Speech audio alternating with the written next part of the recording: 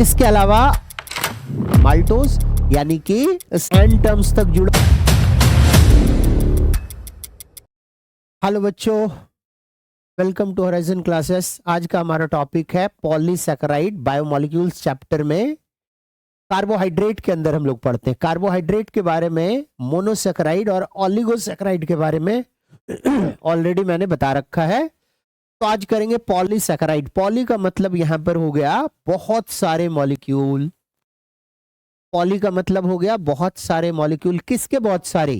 तो सैकेराइड का मतलब होता है कार्बोहाइड्रेट का मॉलिक्यूल। तो बहुत सारे कार्बोहाइड्रेट के मॉलिक्यूल जब आपस में जुड़ जाएं, many molecules of carbohydrate combines together, तब इसका नाम रख लेते हैं हम लोग पॉलीसैकेराइड। ठीक है, तो यही डेफिनेशन अब हम लोग आगे यहां पे पढ़ना शुरू करते हैं पॉलीसैकेराइड की। तो पॉलीसैकेराइड का मतलब हो गया, बोलेंगे मेनी मोनोसैकेराइड्स। मोनोसैकेराइड्स, अब यहां पे मेनी का एक स्पेसिफिक मीनिंग है कार्बोहाइड्रेट बायोकेमिस्ट्री में। मेनी का मतलब यहां है more than, it is more than 10। ठीक है, तो 10 मॉलिक्यूल मोनोसैकेराइड से ज्यादा मॉलिक्यूल हो जाए, आपस में जुड़ जाए, तो उसी का नाम है पॉलीसैकेराइड।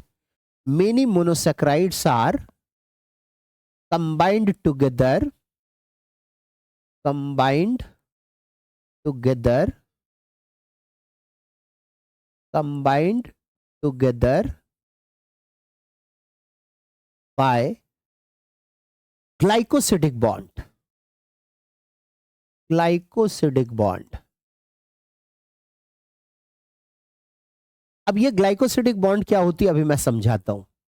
ठीक है, वैसे हमने पहले भी बता रखा है डाइसैकेराइड के अंदर कि जब दो ग्लूकोज आपस में जुड़े तो ऑक्सीजन के थ्रू दोनों मॉलिक्यूल जुड़ गया, इसी का नाम ग्लाइकोसिडिक बॉन्ड रखते हैं। यहां पर बहुत सारे मॉलिक्यूल आपस में जुड़ जाते हैं। तो पॉलीसैकेराइड का मतलब हो गया मोनोसैकेराइड बहुत सारी, बहुत सारी का मतलब 10 से ज्यादा आपस में जुड़ जाए ग्लाइकोसिडिक बॉन्ड से, तो इसी को बोलेंगे हम पॉलीसैकेराइड। जैसे एग्जांपल, स्टार्च एक पॉलीसैकेराइड है, सेलुलोज पॉलीसैकेराइड है, ग्लाइकोजन, ग्लाइकोजन पॉलीसैकेराइड है। इसके अलावा काइटीन, काइटीन पॉलीसैकेराइड है। एक मॉलिक्यूल होता है इन्युलिन, पॉलीसैकेराइड है। लेकिन यहां पर मैंने जितने भी पॉलीसैकेराइड के मॉलिक्यूल लिखे हैं, इसके मोनोसैकेराइड यदि देखे जाए, मैंने बोला बहुत सारी मोनोसैकेराइड, तो इन सब में मोनोसैकेराइड एक ही टाइप की है। एक पॉलीसैकेराइड की क्लासिफिकेशन हम इस बेसिस पर भी करते हैं कि पॉलीसैकेराइड में मोनोसैकेराइड किस टाइप का है। सैकेराइड में मोनोसैकेराइड किस टाइप का है। यदि इसके सारे मोनोसैकेराइड एक ही टाइप के हो गए तो इसको बोलेंगे होमो पॉलीसैकेराइड।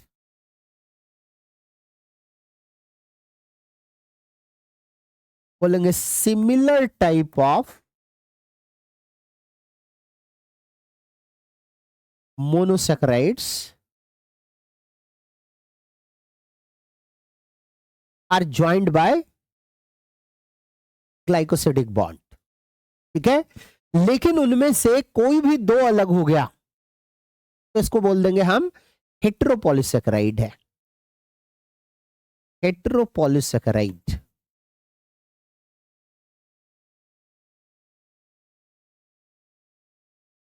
बोलेंगे two or more different type of, two or more different type of different type of monosaccharide.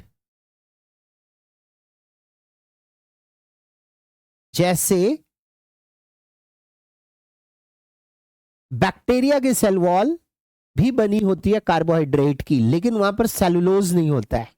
Cellulose के सारे मोनोसैकेराइड ग्लूकोज होते हैं, ठीक है, ग्लूकोज आपस में जुड़ा हुआ रहता है। लेकिन बैक्टीरिया की सेल वॉल जो होती है उसमें एन-एसिटाइल ग्लूकोज एमीन और एन-एसिटाइल म्यूरामिक एसिड, दो डिफरेंट टाइप के मोनोसैकेराइड प्रेजेंट हैं, इसलिए वो क्या है तो बोलेंगे हेटेरोपॉलीसैकेराइड।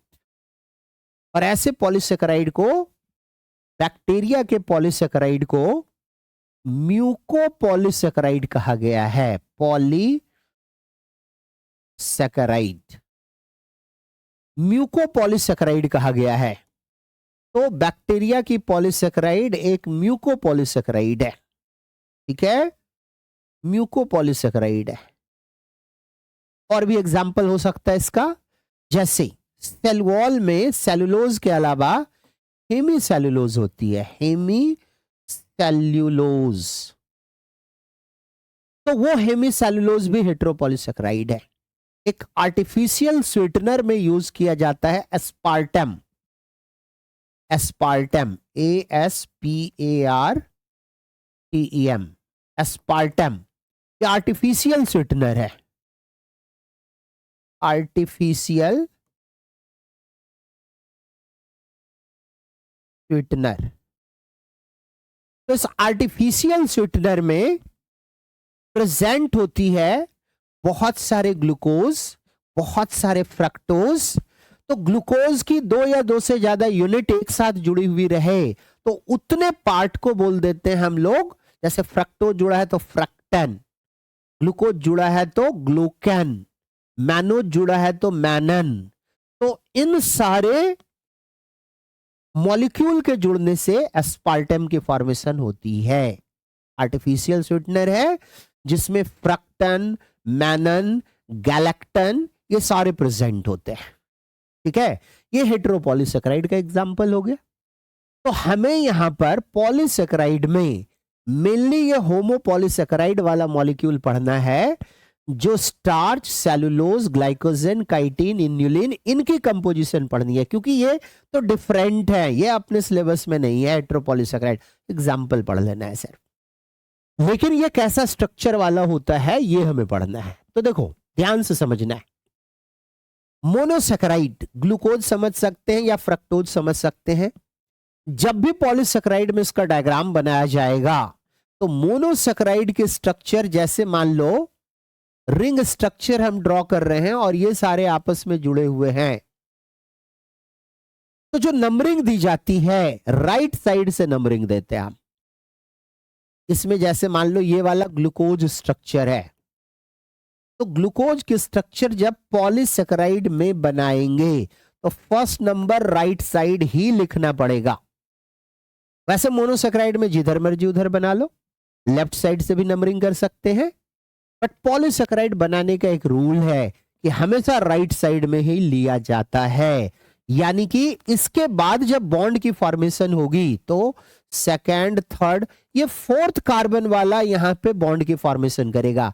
मतलब यहां पे फोर्थ कार्बन है, ये फर्स्ट कार्बन से बॉन्ड बनाया, फिर यहां पे फोर्थ है, फर्स्ट है, ये है फोर्थ नंबर कार्बन, ये फर्स्ट कार्बन। तो यदि इस तरीके से बॉन्ड बनाते चले तो पहला वाला ग्लूकोज मॉलिक्यूल का कार्बन जो होता है ये फ्री हो गया, ये किसी से बॉन्ड नहीं बनाया, ठीक है। और यदि फ्री रहे फर्स्ट नंबर कार्बन तो उसको हम बोलेंगे कि ये रिड्यूसिंग टर्मिनल है। पॉलीसैकेराइड के मोस्ट ऑफ द मॉलिक्यूल, खास करके यहां जो लिखा हुआ है वो रिड्यूसिंग शुगर का एग्जाम्पल है। मैंने डाइसैकेराइड बताते वक्त ये समझाया था रिड्यूसिंग शुगर किसको कहते हैं।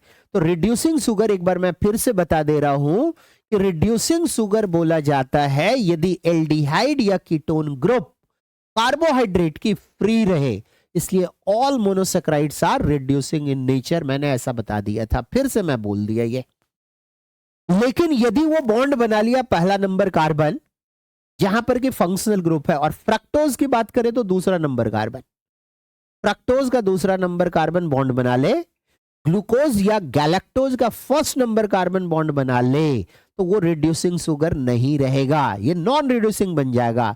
जैसा कि डाइसैकेराइड में मैंने बताया था, सुक्रोज मॉलिक्यूल नॉन रिड्यूसिंग है। रीजन कि ग्लूकोज का फर्स्ट कार्बन फ्रक्टोज के सेकेंड कार्बन से बॉन्ड बना लिया, तो फ्रक्टोज का सेकेंड भी बॉन्ड बनाने में इंगेज हो गया और ग्लूकोज का फर्स्ट भी इंगेज हो गया, तो नॉन रिड्यूसिंग शुगर।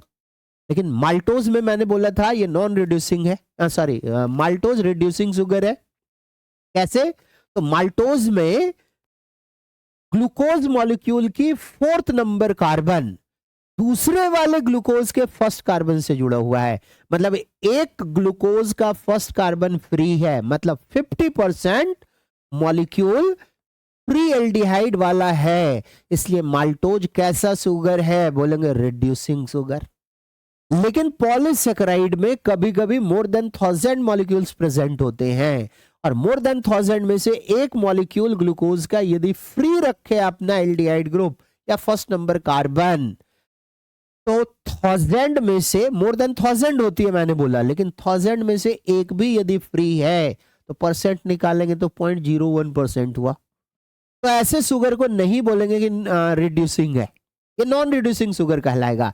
लेकिन टर्मिनल की बात करें कि एक पॉलीसैकेराइड की राइट टर्मिनल क्या होती है, बोलेंगे रिड्यूसिंग नेचर का होता है। क्यों? क्योंकि फर्स्ट कार्बन फ्री है। ठीक है, तो इन सारी बातों को समराइज करें तो हम ऐसे बोल सकते हैं कि पॉलीसैकेराइड की राइट टर्मिनल रिड्यूसिंग शुगर की है और left terminal non reducing sugar की होती है। ठीक है, तो ये पॉलीसैकेराइड है। मैं लिख भी देता हूं इस बात को। देखो, यदि एक इस मॉलिक्यूल को बोला जाए पॉलीसैकेराइड है, तो इसके राइट टर्मिनल पर रिड्यूसिंग टर्मिनल कहलाता है। ये हम लोग एग्जाम्पल लेंगे तो और क्लियर हो जाएगा। और लेफ्ट टर्मिनल जो होती है ये नॉन रिड्यूसिंग टर्मिनल होती है, नॉन रिड्यूसिंग टर्मिनल। अब हमने यहां पर बताया था कुछ एग्जाम्पल पॉलीसैकेराइड का, जैसे एक एग्जाम्पल है स्टार्च मॉलिक्यूल। स्टार्च को मैं सिर्फ स्टार्च को पहले एक्सप्लेन कर रहा हूं। यहां पर एग्जाम्पल ले रहे हैं हम लोग स्टार्च। स्टार्च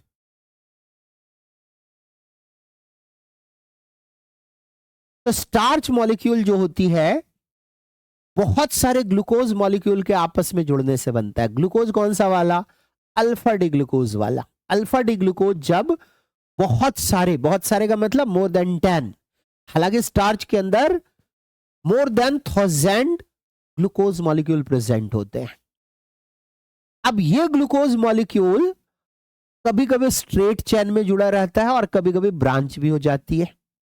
यदि एक सर्कल से हम इसे रिप्रेजेंट कर ले ग्लूकोज को,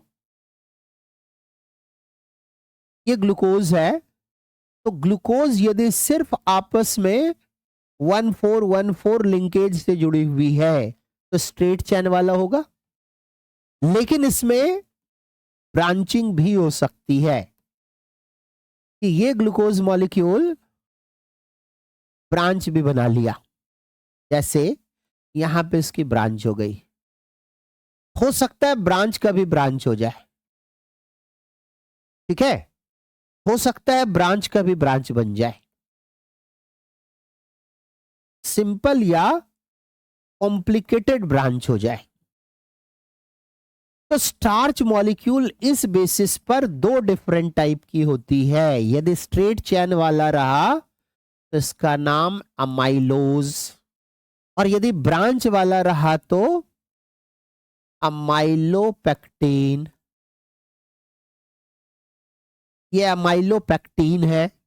अब यहां पर देखते हैं अमाइलोज। यदि नॉर्मल कंडीशन में स्टार्च देखी जाए तो उस स्टार्च के अंदर 15% अमाइलोज और 85% तक, 80 से 85% तक प्रेजेंट होती है एमाइलोपेक्टिन टाइप। ठीक है, 85% तक एमाइलोपेक्टिन टाइप की होती है। अब ये जो एमाइलोज है, इसको यदि हम एक ग्लूकोज माने हैं सर्कल को, तो ये ग्लूकोज मॉलिक्यूल, मैंने बोला आपस में जुड़ा हुआ रहता है। किस पोजीशन पर? तो पहले ग्लूकोज का 4th कार्बन दूसरे ग्लूकोज के 1st कार्बन के साथ जुड़ा हुआ रहता है। इस तरीके से 6 नंबर कार्बन रिंग के बाहर होती है। बहुत सारा यूनिट जुड़ा रहता है ग्लूकोज का, मैंने बोला। तो यहां पर समझाने के लिए मैं 2 ग्लूकोज मॉलिक्यूल ले लिया हूं आपस में, और इसकी एन टर्म्स तक ये आपस में जुड़ती चली गई, और इसी बॉन्ड का नाम है ग्लाइकोसिडिक बॉन्ड।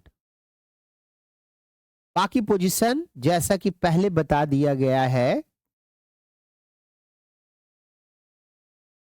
1st कार्बन है, 2nd, 3rd, 4th, H, HOH, HOH, H, H, यहां भी H, OH, HOH, H, CH2OH, छठा वाला कार्बन रिंग के बाहर है, यहां पे H है। यह स्ट्रक्चर मैंने माल्टोज में पढ़ाया था। तो इसको ऐसे भी बोल सकते हैं, बहुत सारे माल्टोज आपस में जुड़ जाए तो उसका नाम स्टार्च है, ये भी सही है। या बोलेंगे ग्लूकोज मॉलिक्यूल आपस में जुड़ा हुआ रहे, मोर देन 1000 मॉलिक्यूल, तो इसी को हम बोलेंगे कि यहां पर स्टार्च की फॉर्मेशन कर लेता है। तो स्टार्च को हम लिख सकते हैं कि अल्फा डी ग्लूकोज, ये वाला अकेला यूनिट क्या है? तो अल्फा डी ग्लूकोज, और ये वाला भी है अल्फा डी ग्लूकोज, और मैंने लिख दिया एन टर्म्स तक जुड़ा हुआ है। तो ये अमाइलोज वाला मॉलिक्यूल है। इस अमाइलोज में बॉन्डिंग किस पोजीशन पर होती है? तो इसकी बॉन्डिंग की बात यदि कर लें तो बॉन्डिंग पोजीशन 1 और 4th होती है। स्टार्च में यूनिट की बात कर लें तो unit is alpha D glucose, आपस में जुड़ेगा। लेकिन यहां पर बॉन्डिंग की बात कर लें तो 2 डिफरेंट टाइप की बॉन्डिंग है यहां पर। एक बॉन्डिंग यहां पर होता है 1,4,1,4,1,4 जुड़ती चली गई। तो पहली बॉन्डिंग जो स्ट्रेट चेन की बात कर लें, स्ट्रेट चेन की बात कर लें तो ये है 1,4, और ब्रांचिंग पॉइंट पर की बात कर लें, at branching point, at branching point, ये 1,6 हो जाती है। अब ध्यान से यहां पे समझना है इस 1,6 का मीनिंग, 1,6 का मीनिंग देखो इधर, ये वाला बॉन्ड की बात कर लें तो ये 1,4,1,4,1,4 जुड़ता चला गया। लेकिन जहां से ब्रांचिंग हुई है उस ब्रांचिंग पॉइंट पर 1,6 हो गई। और 1,6 ऐसा नहीं कि इसके बाद फिर 1,6 चालू हो जाएगा, नहीं, 1,6 के बाद फिर से 1,4,1,4,1,4 इस तरीके की बॉन्डिंग होगी। लेकिन यहां हम देखें फिर से ब्रांच स्टार्ट हो गया, तो ब्रांचिंग पॉइंट पर, सिर्फ और सिर्फ ब्रांचिंग पॉइंट पर 1,6 होती है, और फिर से इसके अलावा 1,4 ही होगा। तो 2 डिफरेंट टाइप की बॉन्डिंग होती है इन केस ऑफ अमाइलोपेक्टिन। ठीक है, ये प्लांट में स्टोर्ड फूड मटेरियल है, it is stored food in plants. अब देखो यहां पर इस तरीके से बॉन्ड बनाते चले तो हमें दिखेगा कि बिल्कुल स्ट्रेट है। सही मायने में यदि केमिकल स्ट्रक्चर देखें तो बोलेंगे स्ट्रेट पोजीशन पर है, बट ये स्ट्रेट में थोड़ी थोड़ी टॉर्सन क्रिएट होती जाती है, और टॉर्सन क्रिएट होते हुए ये स्प्रिंग लाइक मैनर में कन्वर्ट हो जाता है। ये जो स्टार्च वाली मॉलिक्यूल है, स्टार्च वाली मॉलिक्यूल सही मायने में इस तरीके से रिंग के पैटर्न में आ जाता है। इस तरीके से ये रिंग पैटर्न में आ जाता है यूं, ठीक है, ये रिंग पैटर्न में आ गया। अब इस रिंग पैटर्न में आने के कारण जब इसके साथ आयोडीन डाल दिया जाए, इसके साथ आयोडीन डाल दिया जाए, तो आयोडीन इसके साथ इसके पॉकेट में कंबाइन कर जाता है, और इस आयोडीन में ये स्पाइरल रिंग के पॉकेट में कंबाइन करने के कारण ये ब्लू कलर शो कर देता है। स्टार्च की तरह का यूनिट ग्लूकोज वाला सेलुलोज में भी होता है, बट सेलुलोज के अंदर अल्फा डी ग्लूकोज की जगह बीटा डी ग्लूकोज आ जाता है, और जब बीटा डी ग्लूकोज आ जाए तो ये जो इस तरीके की स्पाइरल स्ट्रक्चर है ये बदल जाती है, नहीं होती है स्पाइरल स्ट्रक्चर। इसलिए सेलुलोज में इस तरीके के पॉकेट्स, स्पाइरल रिंग के पॉकेट्स नहीं बनते हैं, और पॉकेट की फॉर्मेशन यदि नहीं हो तो आयोडीन इसके साथ कंबाइन नहीं कर सकता। यहां पर ये स्ट्रक्चर क्या है? ये स्ट्रक्चर है स्टार्च के साथ आयोडीन कंबाइन कर गया, और इस कारण से स्टार्च और आयोडीन मिलकर, मैंने यही समझाया, it becomes blue in colour. तो पहचानने का एक तरीका है, कहीं पर स्टार्च है यदि और उसमें आयोडीन सॉल्यूशन डाल दिया जाए तो वो ब्लू कलर अपीयर हो जाएगा। यदि ऐसा हो जाए तो इसको बोलेंगे हम लोग ये स्टार्च मॉलिक्यूल है। लेकिन सेलुलोज में ऐसा नहीं बनता पॉकेट। पहचानने का तरीका है, स्टार्च डालोगे ब्लू कलर नहीं आएगा उसका, ठीक है ना। तो देखो स्टार्च मॉलिक्यूल में इस तरीके की बॉन्डिंग यदि हम बनाते चलें, और मान लें कि ये लास्ट वाला ग्लूकोज है, ये वाला ग्लूकोज यहां पर यदि लास्ट ग्लूकोज है, तो फिर ये किसी से भी बॉन्ड नहीं बनाएगा। इसका जो ये फर्स्ट नंबर वाला पोजीशन है, ये यदि फ्री हो जाए, लास्ट वाला है तो फ्री होगा, यदि ये फ्री हो जाए तो राइट टर्मिनल का ही नाम हमने दिया था, मैंने जो समझाया यहां पर, राइट टर्मिनल को क्या बोलेंगे? रिड्यूसिंग टर्मिनल, ठीक है। यदि लास्ट वाला है ये, तो इट इज रिड्यूसिंग टर्मिनल क्योंकि फ्री है। लेकिन लेफ्ट वाले साइड में भी मान लें कि लेफ्ट साइड वाला लास्ट है, तो क्या इसका फर्स्ट नंबर वाला ये वाला कार्बन फ्री है? क्या ये बॉन्ड नहीं बनाया? बोलेंगे यस, ये हमेशा बॉन्ड बनाएगा, कभी फ्री नहीं रह सकता है। तो यदि फ्री नहीं रहे तो लास्ट वाला टर्मिनल जो है, इसी का नाम हम दे दिए कि ये नॉन रिड्यूसिंग टर्मिनल है, it is non reducing terminal. यहां पर मैं लिखने वाला था पॉकेट्स, पहले वो लिख लेते हैं कि आयोडीन की ये पॉकेट्स हैं, और ये टर्मिनल को नाम दे दिए हैं हम लोग नॉन रिड्यूसिंग टर्मिनल। ये भी लिख देते हैं, this is non reducing terminal. तो ये स्टार्च मॉलिक्यूल है। अब क्वेश्चन पूछा जाए तो स्टार्च मॉलिक्यूल की डाइजेशन से हमें क्या मिलता है? तो नेचुरली जिसका बना होगा वही मिलेगा। तो ये बना है ग्लूकोज का, यहां से ये बॉन्ड टूटता जाएगा, ग्लूकोज मिल जाएगी। जैसे स्टार्च हम खा लें तो हमारे सलाइवा के अंदर एक एंजाइम होती है टाइलिन, लेकिन टाइलिन से कंप्लीट डाइजेशन नहीं होता है। टाइलिन से जब डाइजेशन होती है तो दो दो यूनिट्स में ये सेपरेट हो जाता है, और दो दो यूनिट में सेपरेट हो जाए तो इसको डाइसेकेराइड बोलेंगे, जो पहले भी पढ़ चुके हैं हम लोग। इस disaccharide glucose alpha D glucose के जुड़ने से जो बना उसका नाम माल्टोज। यानी कि स्टार्च की डाइजेशन ओरल कैविटी में, हमारे माउथ में सलाइवा के थ्रू माल्टोज में हो जाता है। और यदि कोई शुगर मॉलिक्यूल बड़ी है तो उसकी स्वीटनिंग इंडेक्स बहुत ही कम होती है, बहुत कम मीठा होता है। स्टार्च नहीं होता मीठा, लेकिन उसको चबा के बहुत देर खाया जाए ताकि उसकी डाइजेशन हो जाए माल्टोज में। तो माल्टोज छोटे साइज का हो गया। छोटे साइज वाले शुगर मॉलिक्यूल की, कार्बोहाइड्रेट मॉलिक्यूल की स्वीटनिंग इंडेक्स इंक्रीज हो जाती है। इसलिए रोटी अधिक देर तक चबा के खाया जाए तो थोड़ी मीठी हो जाती है। ठीक है। सुक्रोज और ज्यादा मीठा होगा। सुक्रोज की मानी जाती है स्वीटनिंग इंडेक्स 100। बाकी कौन सा कार्बोहाइड्रेट या प्रोटीन कितना मीठा है उसी सुक्रोज को कंपेयर करके हम आंसर कर लेते हैं कि सुक्रोज मॉलिक्यूल कितना मीठा है। नेचुरली पाया जाने वाला कार्बोहाइड्रेट फ्रक्टोज सबसे मीठा होता है। और यदि मीठेपन की बात हम कर लें तो कुछ प्रोटीन्स ऐसे होते हैं जिसकी स्वीटनिंग इंडेक्स 3 लाख तक होती है। जैसे अमेटीन 3 लाख होती है इसकी। मोनेलिन 2 लाख होती है। ठीक है। ब्राजीन अफ्रीकन बेरी में पाया जाता है, यह भी बहुत ज्यादा मीठा होता है, लगभग 3 लाख होती है ब्राजील की भी स्वीटनिंग इंडेक्स। अब ये 3 लाख बोलने से समझ नहीं आया तो इसको ऐसे समझते हैं, घर पे जो चीनी खाते हैं उसको बोलते हैं सुक्रोज, उसकी स्वीटनिंग इंडेक्स होती है 100। तो 100 वाला कितना मीठा है हमें पता है, और 3 लाख यदि स्वीटनिंग इंडेक्स हो जाए इसका मतलब 3000 गुना ज्यादा मीठा है वो।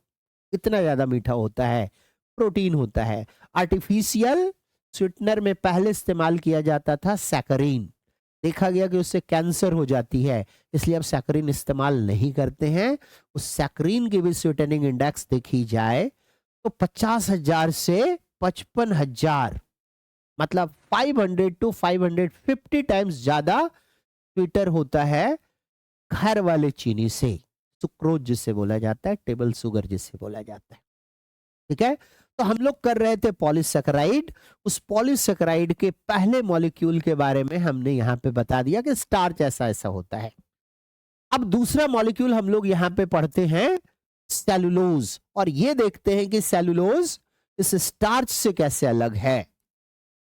तो देखो, जो सेलुलोज होती है, सेल्यूलोज ये कभी भी ब्रांच्ड वाली नहीं होती है।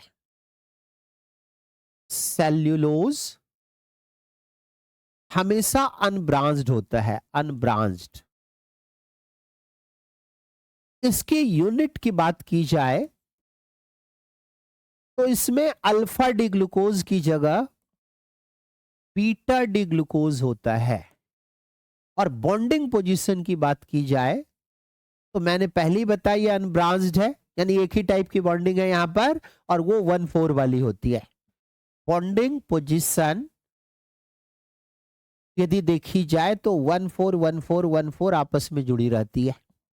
अब बीटा डी ग्लूकोज यदि हम यहां पे ड्रॉ कर लें तो बीटा डी ग्लूकोज में फर्स्ट नंबर कार्बन के ऊपर OH ग्रुप ऊपर की तरफ हो जाती है, ऊपर की तरफ।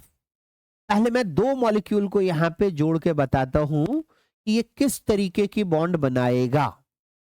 ये मैंने जैसे ड्रॉ कर लिया 2 बीटा डी ग्लूकोज, CH2OH छठे नंबर वाला कार्बन है, CH2OH रिंग के बाहर होती है। अब मैंने यहां पर बोला कि जो यहां OH ग्रुप होता है फर्स्ट कार्बन पर ऊपर की तरफ और फोर्थ कार्बन पर नीचे की तरफ, जब इस तरीके के मॉलिक्यूल आपस में रिएक्शन करेंगे तो यहां से H2O बन के बाहर निकल जाएगा, और H2O बन के बाहर निकल गया, बचा क्या, ये वाला ऑक्सीजन। तो इस ऑक्सीजन से जुड़ा रहेगा फर्स्ट कार्बन पहले मॉलिक्यूल का,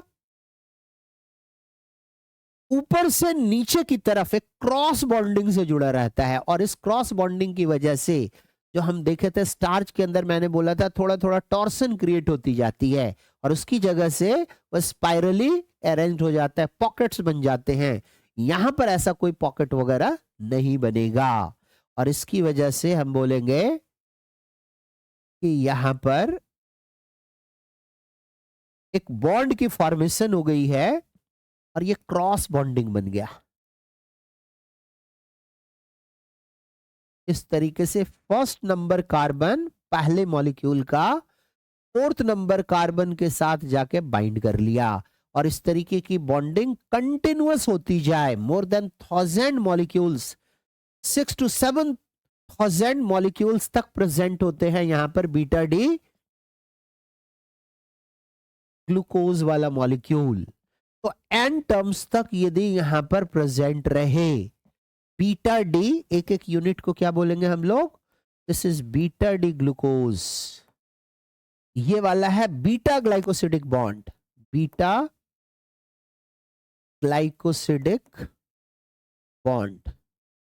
तो हमारे फूड में हम बोलते हैं सेलुलोज होना चाहिए, तो सेलुलोज की डाइजेशन हम नहीं कर सकते, रीजन कि सेलुलोज के अंदर बीटा डी ग्लाइकोसिडिक बॉन्ड है, और इस बॉन्ड को तोड़ने के लिए हमारे पास कोई एंजाइम नहीं होता है, इसलिए सेलुलोज हम जितना भी खाते हैं वो सारी की सारी एक्सक्रीटा के थ्रू रिलीज होती है। फिर क्यों बोला जाता है कि हमारे खाने में होना चाहिए सेलुलोज, जब डाइजेस्ट ही हम नहीं कर सकते, तो ये सरफेस एरिया बढ़ाता है, डाइजेशन की सरफेस एरिया बढ़ाता है, बोलते हैं फूड में रफेज प्रोवाइड करता है ये, और जब इस तरीके की रफेज फूड में होगी तो डाइजेशन ज्यादा अच्छा होती है, ठीक है। इसलिए हमारे खाने में सेलुलोज होनी चाहिए, और यही बीटा ग्लाइकोसिडिक बॉन्ड को तोड़ने के लिए हमारे पास कोई एंजाइम नहीं है। सलाइवा में जो एमाइलेज है वो अल्फा एमाइलेज होती है, तो स्टार्च को डाइजेस्ट कर सकता है। जो पेनक्रियाज के अंदर डाइजेशन के लिए एंजाइम होती है, कार्बोहाइड्रेट को डाइजेस्ट करने वाला एंजाइम, वो भी पैनक्रिएटिक अल्फा एमाइलेज ही होती है, स्टार्च करेगा, इसे नहीं करेगा। इसलिए हमारी बॉडी में सेलुलोज की डाइजेशन नहीं होती है, सेलुलोज है ही नहीं तो कैसे होगा डाइजेशन। तो बोलेंगे स्टार्च मॉलिक्यूल की तरह सेलुलोज मॉलिक्यूल में भी ग्लूकोज होती है, बट ग्लूकोज का यूनिट कौन सा होता है, बोलेंगे बीटा डी ग्लूकोज वाला, ठीक है। और सेलुलोज में इस तरीके की पॉकेट्स की फॉर्मेशन नहीं हो पाती है, बोलेंगे pockets, spiral pockets are absent. Pockets बोलने का मतलब अभी थोड़ी देर पहले जो स्टार्च के लिए मैंने बताया था, इस तरीके की पॉकेट्स नहीं बनती है, क्योंकि स्पाइरली नहीं होती है, अनब्रांच्ड है, यानी स्ट्रेट चेन है, बट नॉट स्पाइरल, याद रखना है, नॉट स्पाइरल, जबकि स्टार्च स्पाइरल होती है। तो बोलेंगे पॉकेट्स आर एब्सेंट, एब्सेंट, इसलिए बोलेंगे cannot bind with, cannot binds with iodine,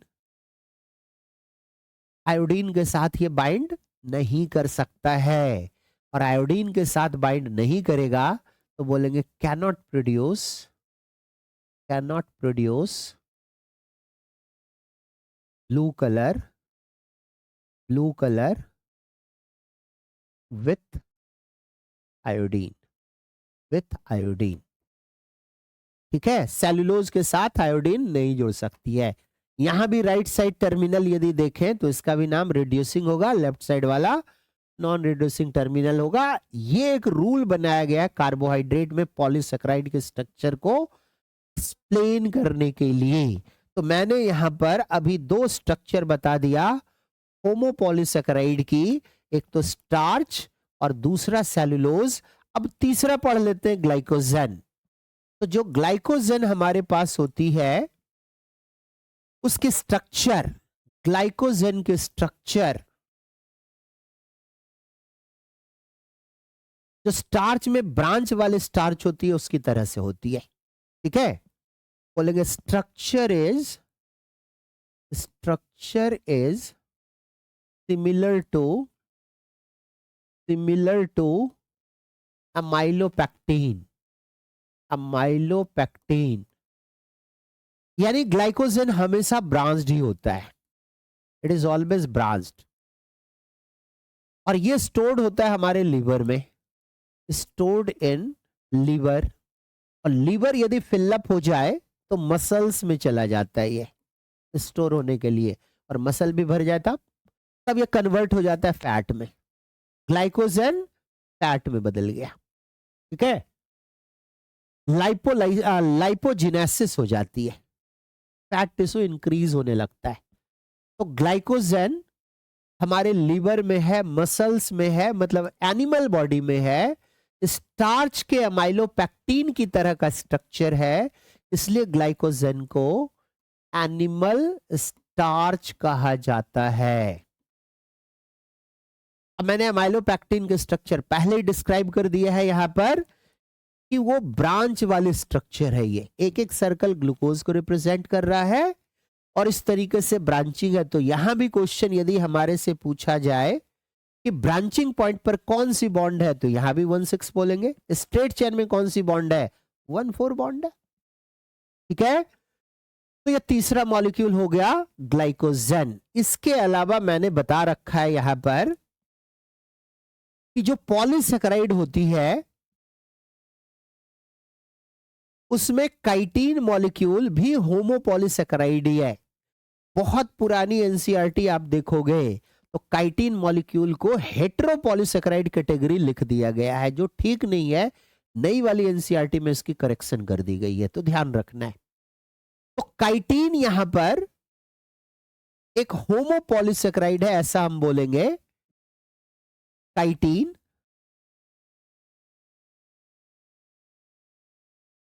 एक होमोपॉलीसेकेराइड है, होमोपॉलीसेकेराइड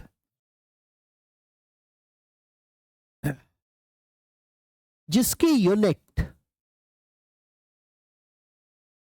अमाइनो शुगर होती है। अमाइनो शुगर का मतलब हुआ कि यहां पर ग्लूकोज मॉलिक्यूल में अमीन ग्रुप है और अमीन की भी मॉडिफिकेशन हो जाती है, उसमें एन एसिटाइल ग्रुप आ जाता है। तो इसकी यूनिट बन जाती है एन एसिटाइल ग्लूकोज अमीन, एन एसिटाइल ग्लूकोज अमीन। एन एसिटाइल ग्लूकोज अमीन इसका यूनिट है और इसमें बॉन्डिंग पोजीशन यदि देखा जाए तो बॉन्डिंग यहां भी 1,4 ही होती है। ठीक है, यानी 1,4 1,4 1,4 आपस में ये जुड़ता चला जाएगा। स्ट्रक्चर आप देखना चाहते हो तो इस तरीके से समझ सकते हो कि ये यहां पर आपस में जुड़ता चला गया 1,4 1,4 1,4। फिर बोलोगे ये तो स्टार्च हो गया, तो नहीं। इसके सेकेंड नंबर पोजीशन पर ग्रुप प्रेजेंट होती है एमीन, लेकिन एमीन का हाइड्रोजन रिप्लेस हो जाता है COCH3 से। यहां पर NH और COCH3, तो यहां पर नाइट्रोजन से ये एस्टाइल ग्रुप जुड़ा हुआ है, इसी का नाम रख दिया हमने एनेस्टाइल। और ये किस में है, ग्लूकोज में। तो ग्लूकोज में अमीन ग्रुप लगा रहे तो बोलेंगे ग्लूकोज अमीन। तो इस पूरी स्ट्रक्चर को हम बोलेंगे एनेस्टाइल ग्लूकोज अमीन है। और ये आपस में बॉन्ड बनाता जाएगा 1,4 1,4 1,4 और एक बड़ी सी चैन इसकी बनती चली जाएगी। ये काइटीन का बना हुआ सेल वॉल होता है in case of fungus. Fungi की सेल की आउटर कवरिंग सेलुलोज प्रेजेंट होता है और वो काइटीन की बनी होती है। Chitin it is present in cell wall of fungi। इसके अलावा ये काइटीन प्रेजेंट होता है, ये काइटीन प्रेजेंट होता है एक्सोस्केलेटन, इंसेक्ट की जो बाहर की कवरिंग होती है वो भी काइटीन की बनी होती है। एक्सोस्केलेटन ऑफ, यहीं पे कॉमा देके लिख देता हूं मैं, एक्सोस्केलेटन ऑफ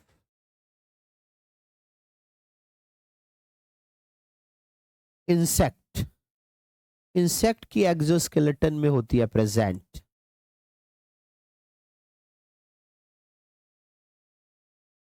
इसके अलावा बहुत सारे रेप्टाइल्स जैसे चिलोन, कछुआ जिसको बोलते हैं, टर्टस या टर्टल, इन सब की बॉडी के ऊपर एक कवरिंग होती है, बोलते हैं कैरापेस। उस कैरापेस में भी प्रेजेंट होती है कैरापेस ऑफ टर्टल या टर्टस, टर्टल एंड कर लेते हैं टर्टस।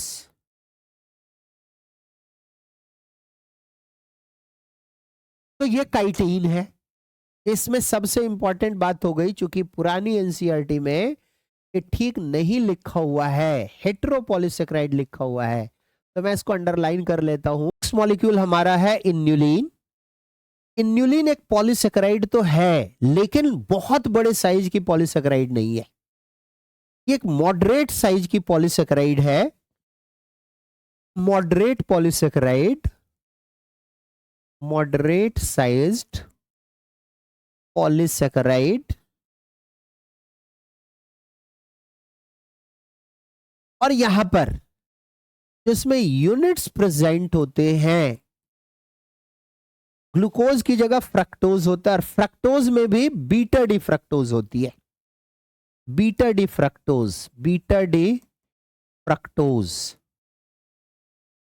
अब ये जो बीटा डी फ्रक्टोज यहां पर है, ये 25 से लेके 35 यूनिट तक होती है, बहुत ज्यादा। जैसे मैंने बोला स्टार्च में हजारों ग्लूकोज की मॉलिक्यूल है, सेलुलोज में हजारों ग्लूकोज की मॉलिक्यूल है, यहां 100 भी नहीं होता, 50 भी नहीं होता, ये 25 से 35 के बीच का होता है। ठीक है, बोलेंगे 25 to 35 beta D fructose, beta D fructose are joined by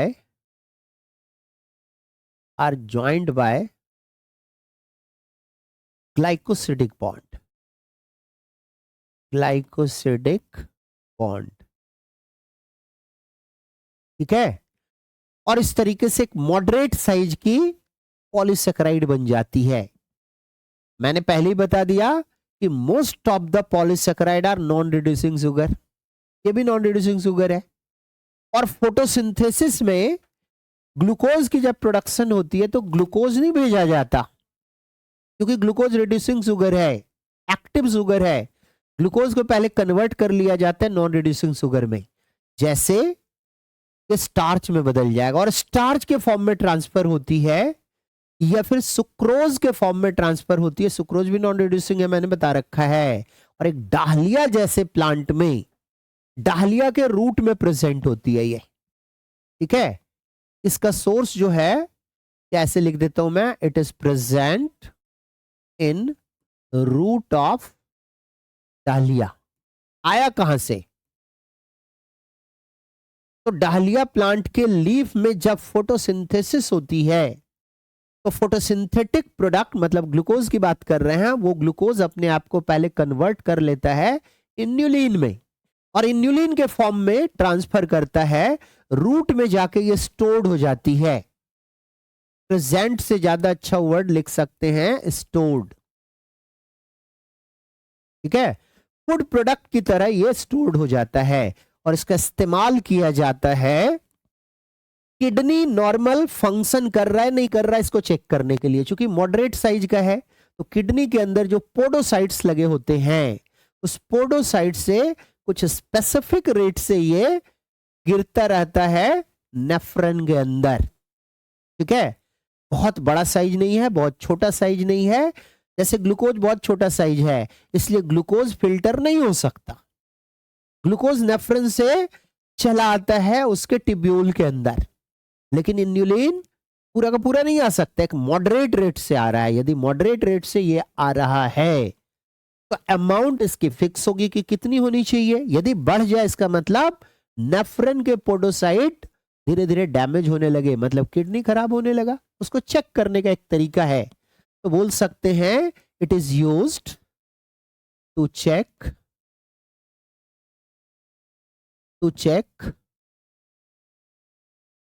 the normal functioning of